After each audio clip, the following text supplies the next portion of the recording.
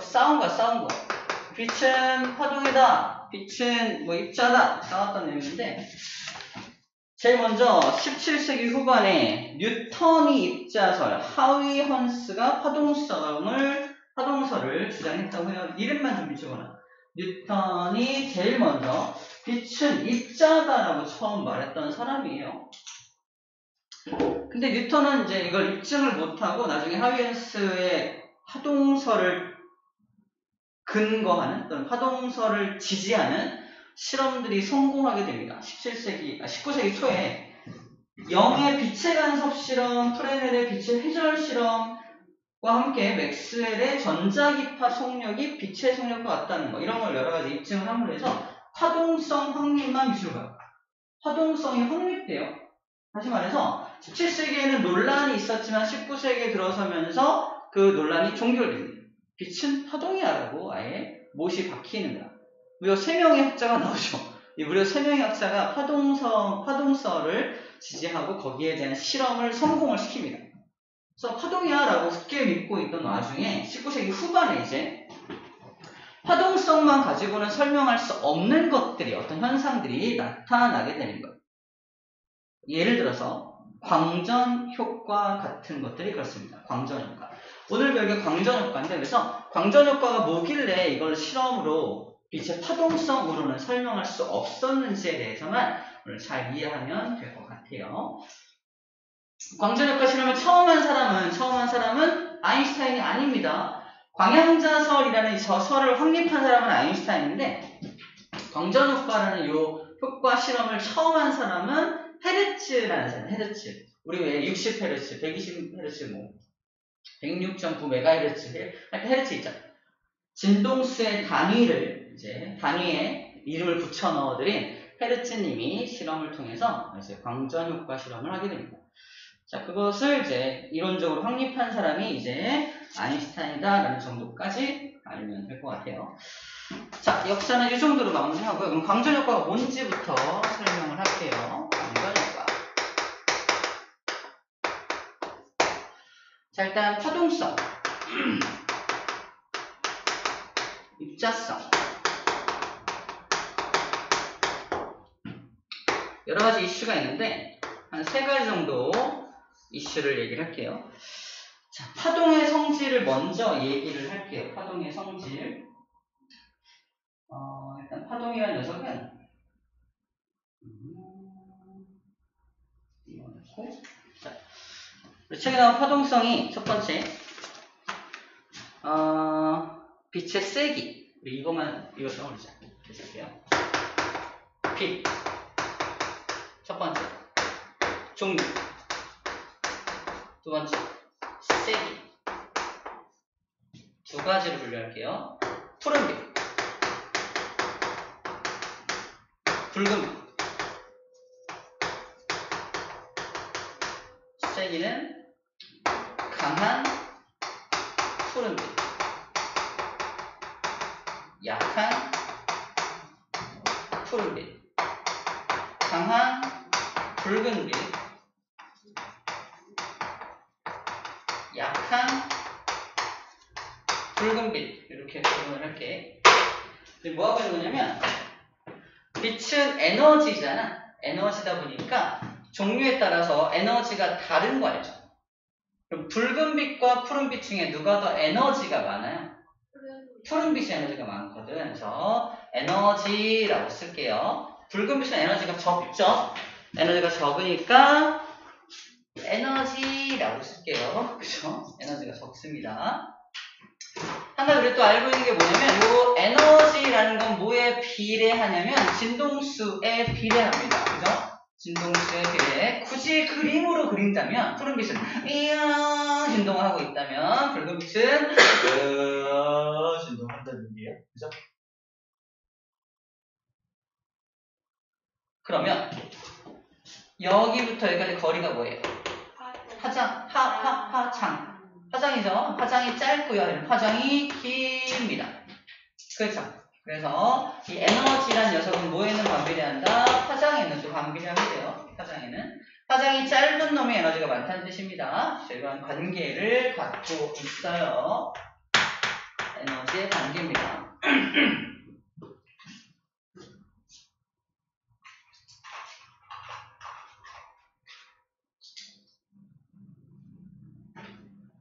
자, 뭘 설명을 못하냐면, 첫 번째. 맞춰줘. 1. 기가 막히죠. 여기 맞춰서 1, 2, 3을 쓴 거야. 와, 짱이다.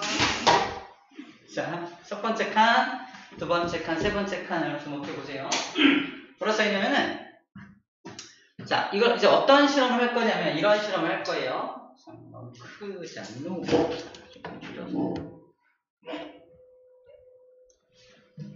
자, 요거 일단 기억하고, 실험 장치 여기다 드릴게요. 간단히 말해서,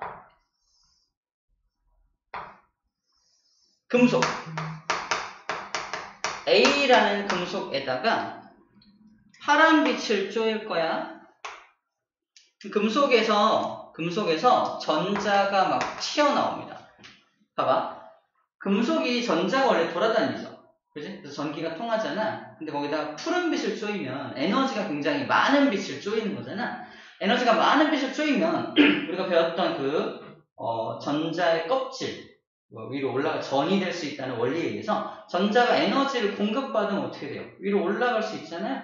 그래서 굉장히 충분한 에너지를 공급을 받으면 당연히 위로 쭉 올라가서 이탈해 버릴 수도 있죠. 자유전자가 되어버릴 수가 있거든요. 그래서 뒤에 전자가 튀어나오는 모습이에요. 빛을 쪼이면 전자가 튀어나온다. 이게 광전 효과예요. 광전 효과 뭐야? 빛 광자. 빛을 쪼였더니 전류가 흘러.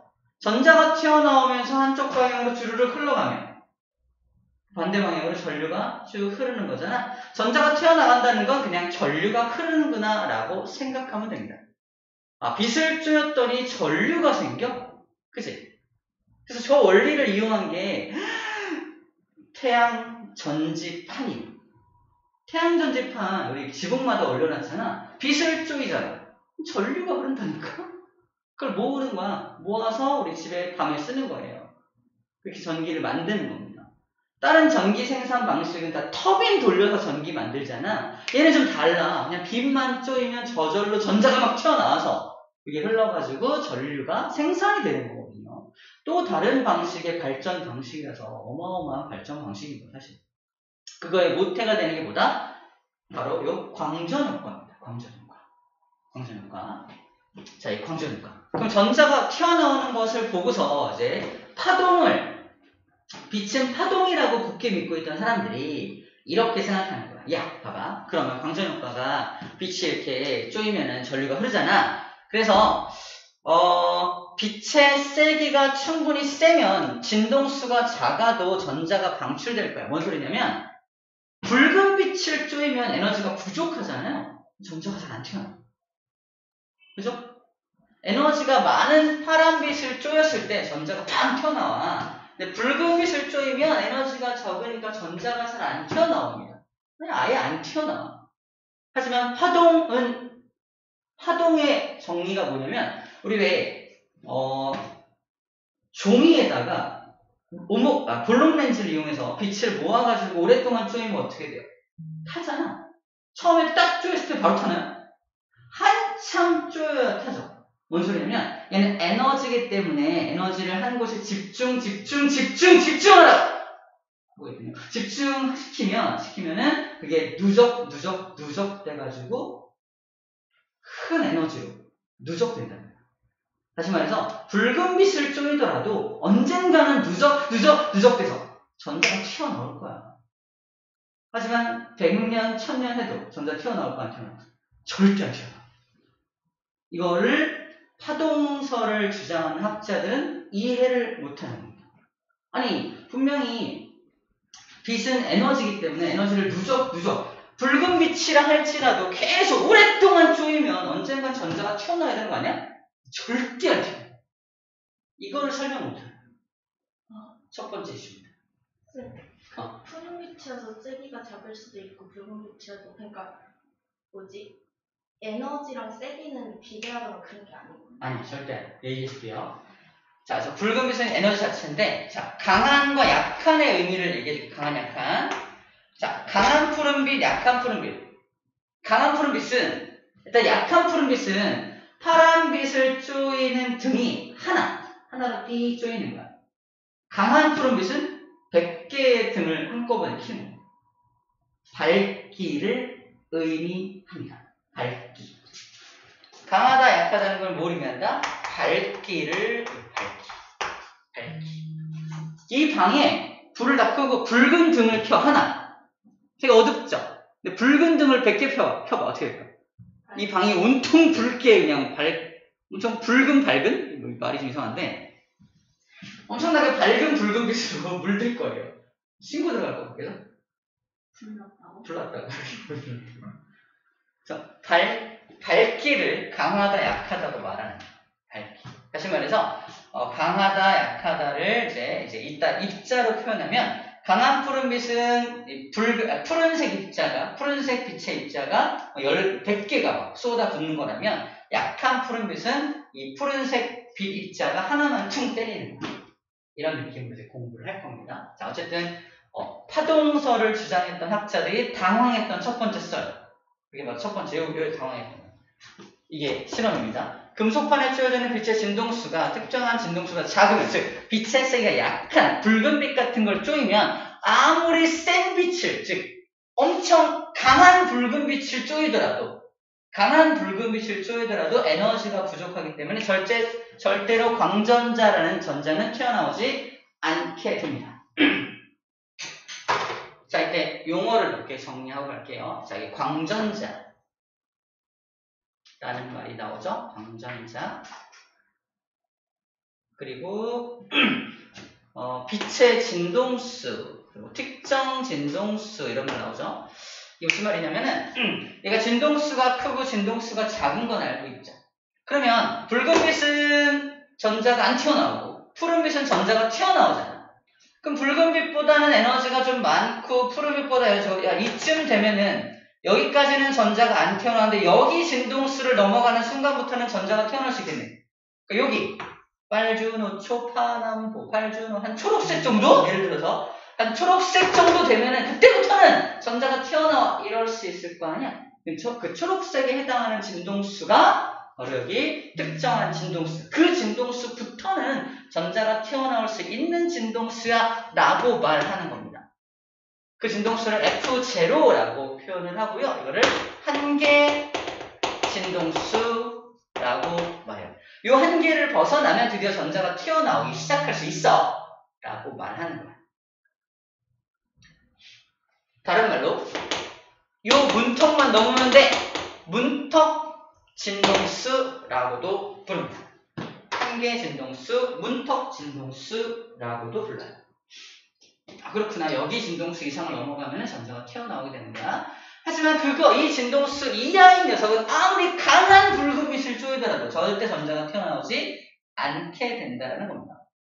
왜 그런지 좀 이따 설명할 거고요. 두 번째, 빛의 세기가 약하면 전자를 방출시키기 위해서 빛의 세기가 약하면 이게 약하면은 에너지가 필요하니까, 에너지가 부족하니까 시간이 좀 걸려야 전자가 튀어나올 거야.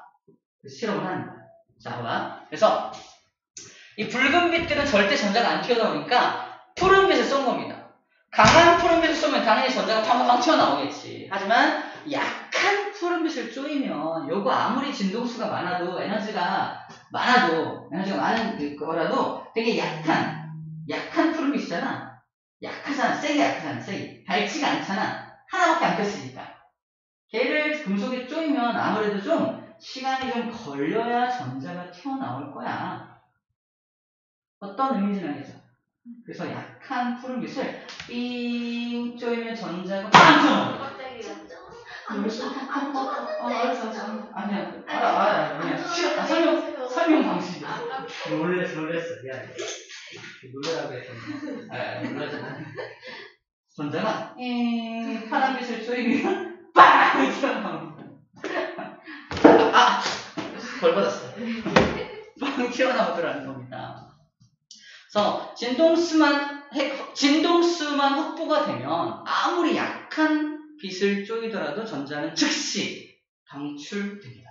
이것도 파동설을 주장했던 학자들 입장에서는 절대 이해가 안 됐던 부분이에요. 이해됐나요? 세 번째, 빛의 세기가 세면 에너지가 크죠.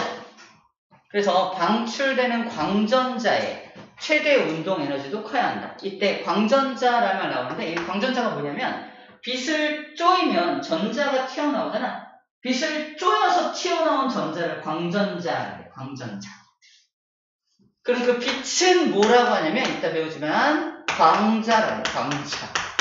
광자는 빛, 입자, 광자라는 말을 써요.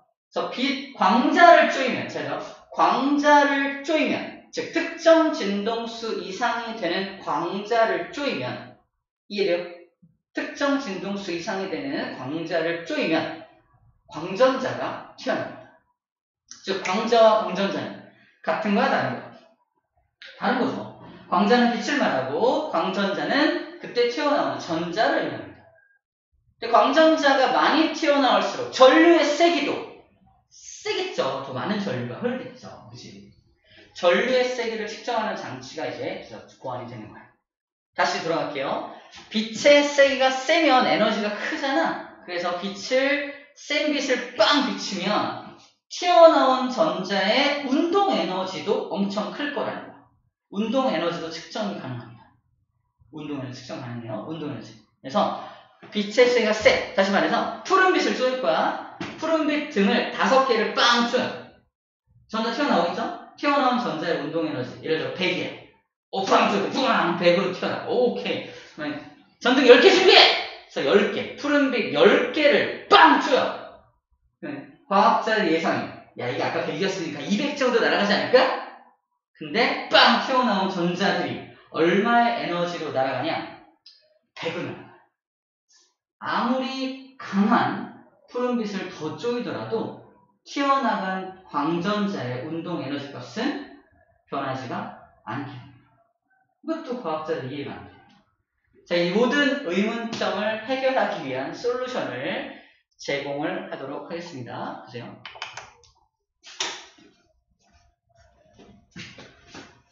선생님, 근데 광전자의 운동 에너지가 클수록 전류가 많이 아니야.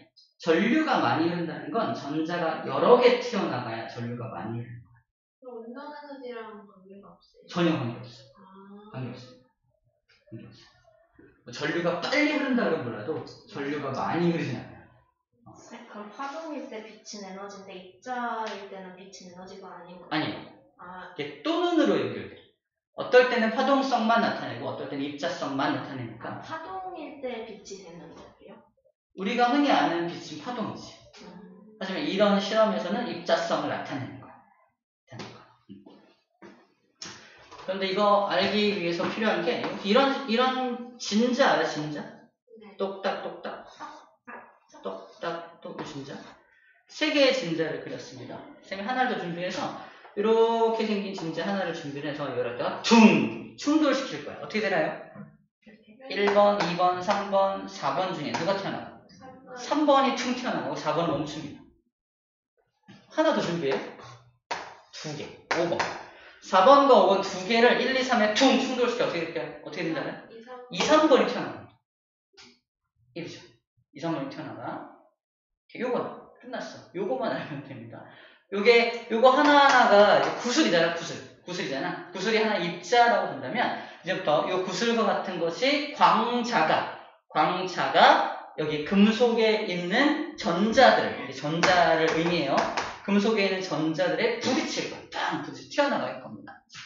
자, 이게 전자들이 놀고 있는 곳이에요. 안녕 1전자, 2전자, 3전자, 4전자 놀고 있는데 이 금속에서 튀어나가려면 이만큼의 에너지를 넘어가야 튀어나갈 수 있는 거예요. 자, 이 녀석이 원래 에너지가 이만큼인데 이만큼의 에너지가 있어야지만 이게 여기를 튀어나와서 전자가 자유롭게 슝슝 날아갈 수 있다라는 모식적인 그림이 완성이 됩니다. 이 그림을 기억하면 돼. 그러면 이 전자들이 금속으로부터 튀어나가려면 이만큼의 에너지가 필요하죠. 에너지 값을 그래서 1함수라고 표현해요. 1함수. W. 이거 용어적인 내용이야. 1함수. 다시 말해서 이 전자가 이만큼의 일을 하고 나가야지만 튀어나갈 수 있다는 뜻입니다. 이 함수는 에너지에 비례하겠죠. 이만큼의 에너지를 갖고 있다는 뜻입니다. 이만큼의 에너지가 공급이 돼야지만 날아갈 수 있다는 뜻이야. 자, 아까 A라는 금속을 예를 들었잖아. 자, 금속의 종류마다 이 일함수 값이 다 달라. 어떤 금속은 전자가 되게 잘 튀어나가는데 어떤 금속은 되게 안 튀어나가. 일함수가 엄청 큰 금속인 거야. 튀어나가기 어려운 거지. 이해되죠? 그래서 A라는 금속의 일함수 값을 예를 들어서 100줄이라고 가정을 한번 해볼게요. 100줄. 100만큼의 에너지가 있어야 튀어나갈 수가 있는 거야.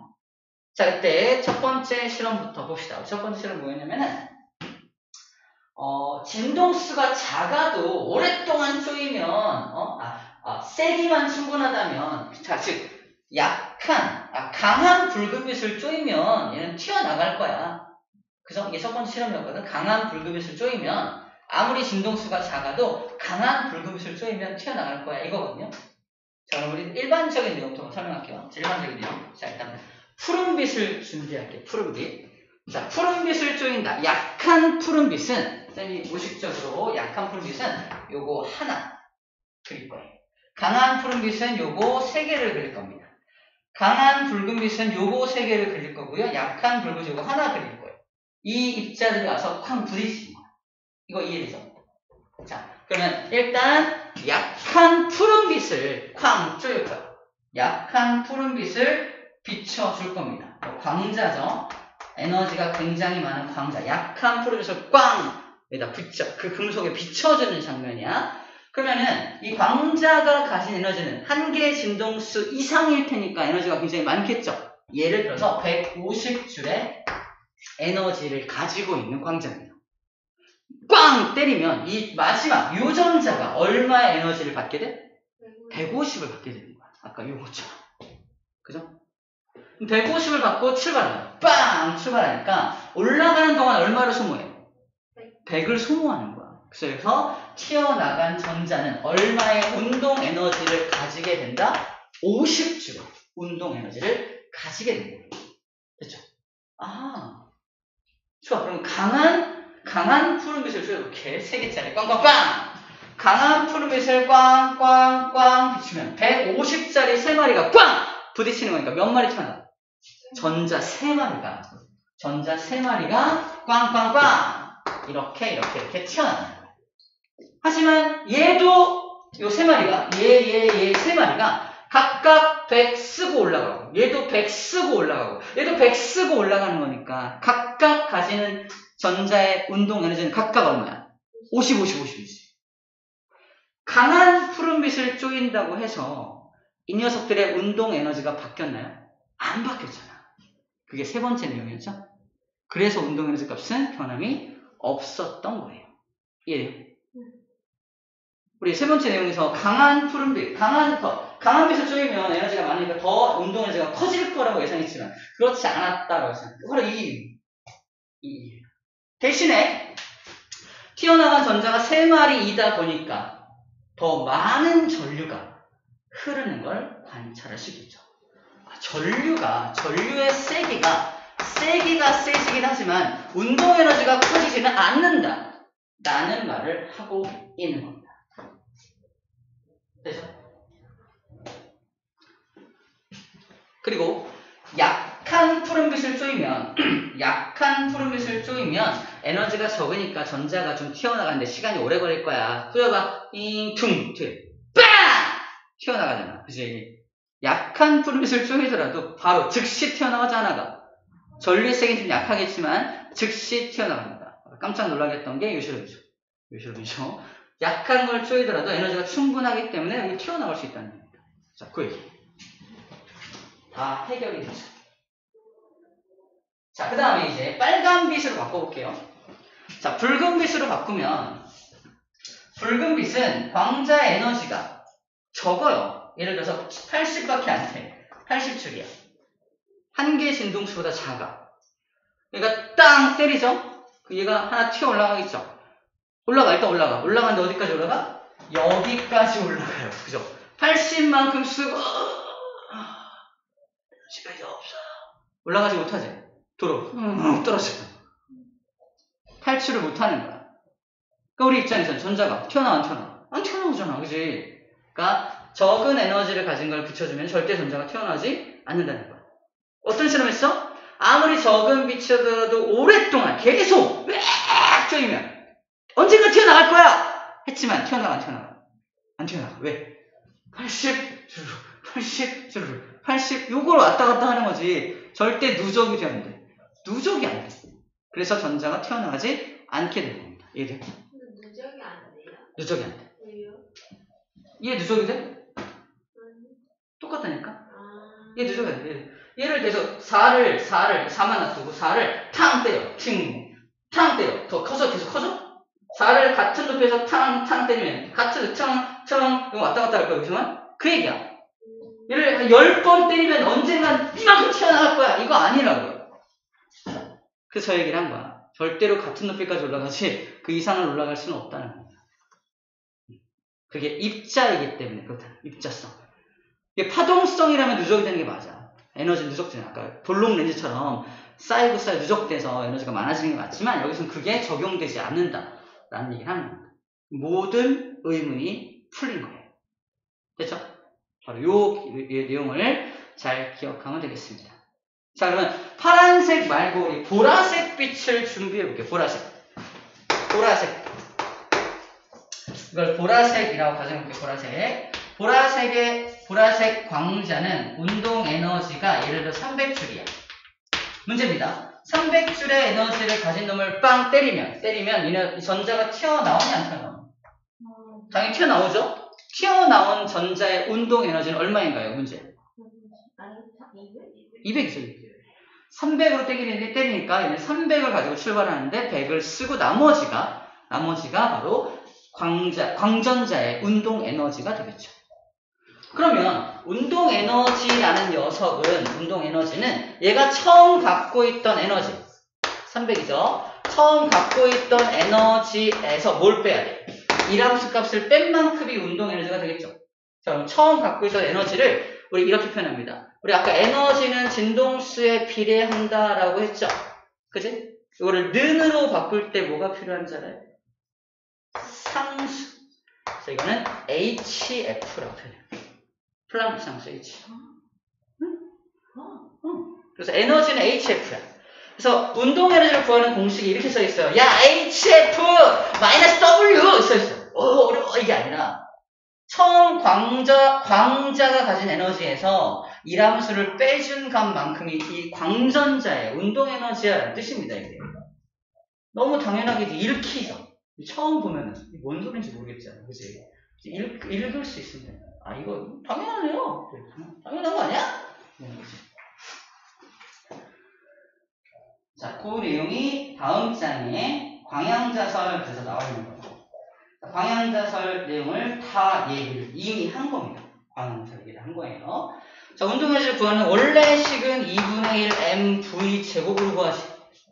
그래서 이 전자의 질량을 알고 전자가 튀어나가는 속도를 알아도 운동 에너지를 알 수 있지만 광자가 가진 에너지와 이함수 값을 알아도 운동 에너지를 구할 수가 있게 되겠죠. 이 방법으로 구하게 됩니다.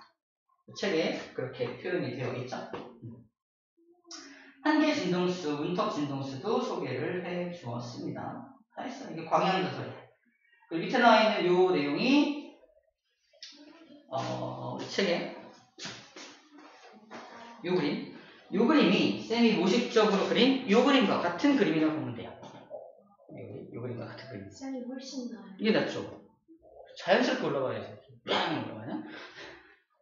벽에 걸릴 것 같지 않아요, 왠지? 그러면 빛이 파동일 때는 광자라고 하면 안 돼요? 광자라고 하면 안 되지. 파동일 때 광자라고 부르지 않죠. 광자라고 부르지 않습니다. 우리 빛이 파동이라는 증거에 대해서 저번에 배우지 않았나? 회절하죠, 회절하지. 회절한다는 게 바로 파동이기 때문에 회절하는 거야. 회절이 뭐냐면 장애물을 만나면 돌아가는 거거든? 장애물을 만나면 이렇게 돌아가는 게 회절이야. 근데 입자가 장애물 만나면 어떻게 돼? 그냥 튕겨요, 그죠? 바로 청 튕기지. 지팡이야! 이러고 돌아가냐? 그러지 않잖아. 그지? 이게 파동성, 입자성을 구분하는 가장 큰 기준이 회절하냐, 회절하지 않냐. 근데 여기 지금 직진했죠? 회절했어? 그냥 빵 부딪혔잖아, 지금. 해설 따위 안 합니다. 입자성.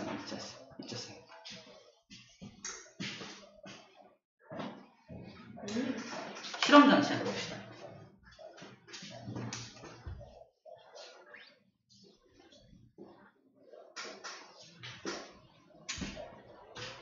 설명이 잘 되네.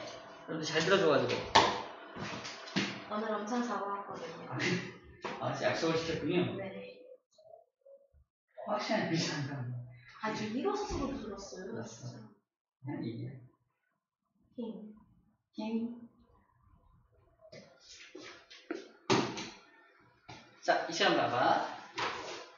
여기 음극이라고 써있는 게 요 녀석이 바로 금속판이야. 음극을 걸었어. 금속판에다가 마이너스 전압을 건 거야. 그리고 빛을 줘요. 빛을 빵 쪼이면 이게 한 개의 진동수 이상의 빛이라면 전자가 튀어나오겠죠. 전자가 막 튀어나오면 사방팔방 튀어나올 거 아니야. 그걸 어떻게 모아가지고 전류가 흐르는지 알 거야. 그래서 반대쪽에다가 양극을 걸어주는 거야. 그럼 전자가 어디를 향해 가겠어? 양극을 향해 쭉 갈 거 아니야? 여기와 여기는 분명히 회로가 연결되어 있지 않죠? 비어있잖아. 하지만 튀어나온 전자가 여기 도착하면 이렇게 흐릅니다. 또 전자가 튀어나오면 흐를 거야. 여기 회로 전체에 전류가 흘러요. 여기가 분명히 비어있지만 전류가 흐른다니까. 그 전류가 얼마나 흐르는지 전류를 측정하는 장치 전류계. 얼마의 전압이 형성되는지 측정하는 전압계가 연결되어 있는 것 뿐입니다. 전압계는 그냥 측정 장치니까 이거 빼고 생각해도 되는 거야. 여기가 플러스고 마이너스를 통해서 여기 양극이고 음극이고 음극에서 튀어나온 전자는 양극으로 가겠네. 그러면 전류가 흐르는 방향은 이 방향으로 전류가 흐르겠죠. 플러스에서 마이너스 방향으로 전류가 흐를 겁니다. 근데 전류가 많이 흘러. 어떻게 했더니 강한 파란빛을 쬐었더니 전류가 많이 흘러. 약한 파란빛을 쬐면 전류가 조금밖에 안 흘러. 이것 통해 이걸 묶어가지고 아는 거야. 전류. 이렇게 측정을 할 수 있다라는 겁니다. 됐죠? 별거 아니죠? 이런 장치를 이용해서 얼마의 전류가 흐르는지 전류값을 알아낼 수 있다라는 거예요. 그리고 전압계가 할 수 있는 건, 이 전압계를 이용하면, 이게 아직은 여러분 자세히 안 배우는데, 전압계를 통해 알 수 있는 게 운동에너지다.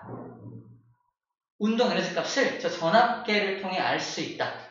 라고 일단 생각해요. 간단하게 원리만 설명하면 돼요. 이 전압계에다가 내가 임의로, 봐봐. 이 가변 저항이 뭐냐면 전압을 이제 바꿀 수 있는, 전압은 V는 IR이니까 저항을 변형시키면은 전압을 바꿀 수가 있거든요. 전압을 막 바꿀 수 있다는 뜻이야. 다시 말해서 쉽게 말하면 내가 임의로 여기 전압을 바꿔. 다시 말해서 튀어나온 전자의 운동 에너지가 만약에 100줄이야. 빵 튀어나왔어. 엄청 빠르죠? 빠른데 양극에다가 반대로 여기다가 마이너스를 걸어버려. 전압을 변화시켜서 전압을 음극으로 바꿔버려. 그럼 튀어나온 전자가 저기 마이너스 있으니까 가지 못하고 돌아올 수 있잖아. 그런데 내가 튀어나온 전자의 운동 에너지가 너무 커. 빵! 튀어나왔어. 나를 막 2V, 3V로 막아. 마이너스로. 나는 가려는 힘이 더 강하니까 도착합니다. 전류가 흘러. 그 방법으로, 자, 그래서 만약에 여기다 마이너스 2V를 걸었어. 100G로 튀어나온다. 무조건 도착합니다. 근데 여기다가 아주 약한 에너지가 적은 겨우 한 개 진동수 정도 되는 빛을 쪼여가지고 겨우 전자가 튀어나왔어. 튀어나온 전자의 운동에너지가 2줄밖에 안 돼. 예를 들어서 겨우 튀어나왔어요. 근데 여기 마이너스가 있으면 갈 수 있어 없어? 못 가겠어요. 전류가 흐르지 않습니다. 그래서 여기 전압을 음극을 걸어줘. 음극을 차례 걸어서 전자가 막 튀어나오고 있는데 음극값을 마이너스 2V 했더니 도착해. 3V 도착해. 4V 도착하는데 마이너스 한 20V 했더니 도착 안 해. 튀어나온 전자의 운동 에너지가 한 요 정도 됐겠네. 그렇게 운동 에너지를 상대적으로 측정할 수가 있다. 무슨 말인지 이해해요? 그 방법으로 운동 에너지를 상대적으로 알아냅니다. 이 공식으로 알아내는 게 아니야. 그지? 그렇게 알아내는 방법이 있다라는 겁니다. 그래서 튀어나온 전자의 운동 에너지도 이제 상대적으로 비교할 수 있다라는 얘기를 해주고 있는 거예요. 이 실험 장치를 통해서. 그래서 책에서 뭐라고 나와 있냐면 책에서 전압계로 측정한 전압으로 광전관에서 방출되는 광전자의 최대 운동 에너지가 크고 작음을 알 수 있다. 그냥 읽어서 몰라요. 선생님이 방금 얘기한 이런 실험. 이런 실험. 마이너스를 걸어서 튀어나온 전자를 못 오게 막는 그런 실험을 통해서 얼마의 에너지가 방출되는지를 상대적으로 알 수 있다는 거. 그 정도 감만 잡고 있으면 됩니다. 예전에는 이걸 하나하나 식으로 다 배웠어요. 근데 지금은 그냥 좀 쉽게 난이도를 낮춰서 그냥 이런 거야라고 설명도 안 하고 있죠. 그런 거야 소개만 하고 있는데 원리는 좀 알고 있어야 되니까 얘기를 해준 겁니다. 아시겠죠?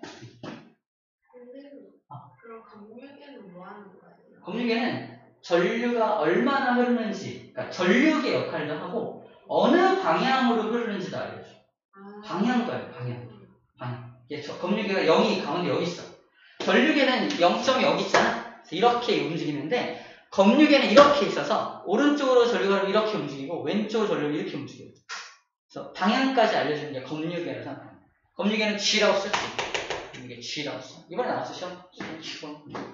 검유계는 G라고 써.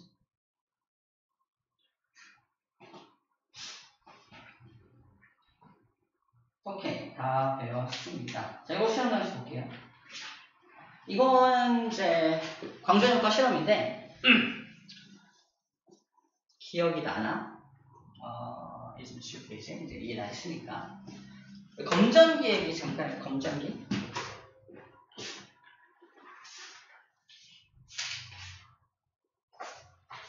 여기 빛의 이중성 지금 여기 이제 끝 여기 4번 하고 있거든요. 여기까지 하고 잠깐 쉴게요. 자, 검전기는 금속판하고 금속 막대하고 맨 끝에 금속 박이라는 게 이렇게 있고요. 이게 잘 보이게끔 투명한 유리병에 이렇게 넣어놓은 게 검전기입니다. 오랜만에 보죠. 검전기가 현재는 중성 상태의 검전기입니다. 중성 검전기야. 그래서 이게 A 금속박, B 금속박에 뿔마가 같은 개수로 들어있다. 그래서 그러니까 둘 다 중성이라서 이렇게 서로 밀어내지 않고 있다 생각하면 돼. 근데 이 중성 검전기를 여기 보면은 어떻게 돼 있어? 마이너스 전하로 대전시킨다라고 돼 있거든. 마이너스 전하로 대전시키는 방법이 어떻게 하냐면 마이너스 전자를 넣어주면 돼요. 이 전자를 안에 넣어주는 방법은요. 마이너스 대전체를 갖다 대도 돼요. 마이너스 대전된 대전체를 갖다 대면은 어느 정도 전자가 들어갈 수도 있어요. 두 번째 방법은요. 여기다가 플러스 대전체를 가까이 가져간 상태에서 손가락을 이렇게 돼요. 손가락에 있는 전자가 얘가 플러스니까 마이너스를 막 땡길 거 아니야? 손가락에 있는 마이너스가 얘 때문에 하다가 이거 들어가요.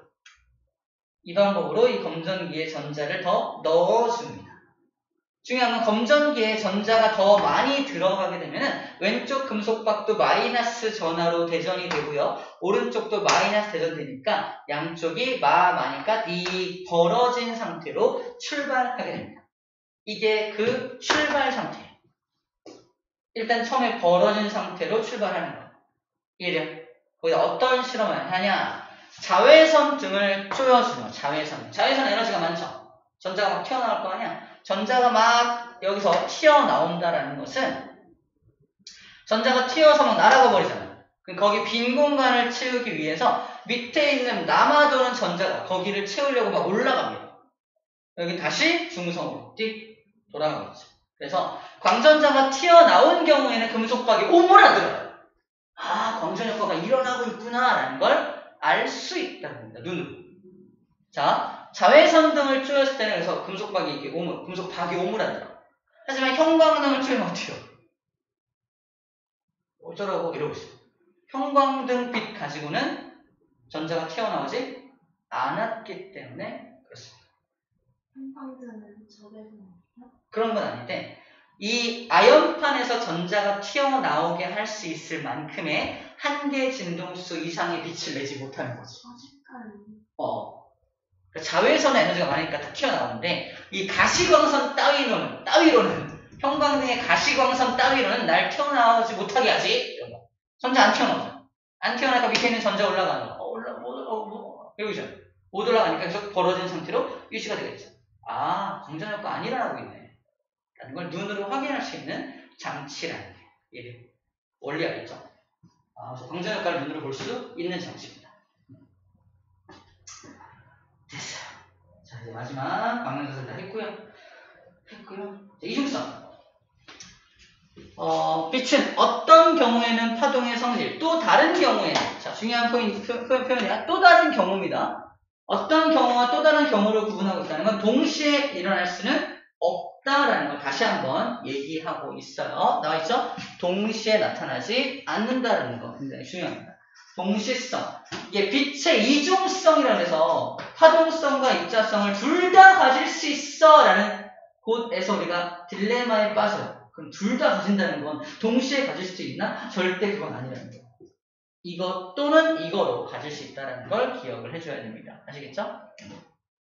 자, 그때 파동성을 증명하는 실험과 입자성을 증명하는 실험 중에 입자성을 증명하는 실험이 방금 우리가 봤던 광양자설, 광전효과 실험이 입자성을 증명하는 실험이고요. 파동성을 증명하는 실험은 더 많아, 훨씬 많아. 영의 이중슬립, 빛의 이중슬립 실험, 회절 실험들 많잖아. 되게 많습니다. 회절과 간섭에 관련된 모든 현상들은 다 파동성에 대한 것들이고 더 증거가 많긴 하지만 그 파동성으로 설명 못하는 것이 있어. 그건 입자성으로 설명할 수 있는데 광전효과가 바로 입자성이 있다라는 결정적인 증거야 라고 말하고 있는 겁니다. 사진 찍을 거예요. 하나, 둘, 셋, 찰칵. 여러분들의 얼굴, 모습이 빛의 형태로 사진기에 들어와요. 빛의 형태로 들어오면은 그 빛의 렌즈를 통해서 들어오잖아. 이건 파동성이야. 렌즈에서 볼처리해서 건판에 맺힙니다. 그럼 파동성으로 이제 사진이 찍히는 거야. 사진이 찍히는 것은 이제 이렇게 파동성을 이용해서 찍는 거야. 생각하면 돼요. 그래서 여기 나와있죠? 빛이 사진기 렌즈를 지나서 건판에 도착하기까지는 파동성으로 설명할 수 있지만 이걸 이제 빛을 이제 이 필름을 가지고 현상을 할 때는 왜 봤나? 영화 봤을 때 보면 막 물 같은 데다가 막 흔들해가지고 막 사진 이렇게 어디 걸어놓고 막 봤나요? 사진 필름에 있는 사진을 인쇄를 해서 사진으로 뽑아내는. 현상이요? 현상.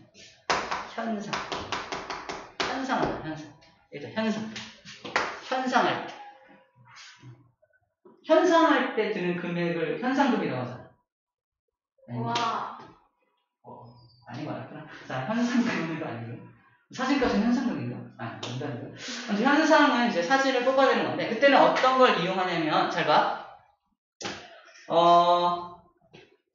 은 할로겐 화합물을 바른 사진 건판. 그러니까 사진 건판에 이제 찍혔잖아. 거기다 은 할로겐 화합물을 발라. 은이라는 게 금속이잖아요. 그걸 발라놓은 다음에 거기다 빛을 쪼이는 거야. 빛을 쪼여서 광자가 도달하면 그 은 할로겐이 붙어있는 부분에서만 이렇게 전자가 땅땅땅 튀어나올 거 아니야? 튀어나온 전자를 감광을 해가지고 이제 이 사진이 어떻게 생겼는지를 알아내서 그걸 이제 뽑아낸다는 부분입니다. 그래서 광자가 자신의 에너지를 화합물 입자에 전달하고 화학 반응을 일으켜서 검은 점으로 남게 되고요. 이 검은 점들이 모여서 사진이 된다라는 말 하고 있습니다. 즉, 이 은 할로겐 입자를 입혀가지고 사진을 뽑아낸다는 얘기인데, 그래서 즉 뽑아내는 과정에는 광자, 즉 입자성을 이용한다라는 말을 하고 있는 거예요. 입자성을 이용하고 있다는 걸 확인하는 겁니다. 찍을 때는 파동성을 이용해 찍고요. 현상에 낼 때는 입자성을 이용해서 현상에 낸다 라는 정도로 기억하면 될 것 같습니다. 오케이. 잠깐 릴렉스. 뭔 소리야? 선생님, 어. 태양광이요. 태양 빨갛잖아요. 거기 적색 버섯인가? 맞나? 무슨 일단 적색이잖아요. 완전히. 근데 태양광이 가능한 거예요? 왜요? 그 금속이 겁나 그 1함수가 작은 거예요?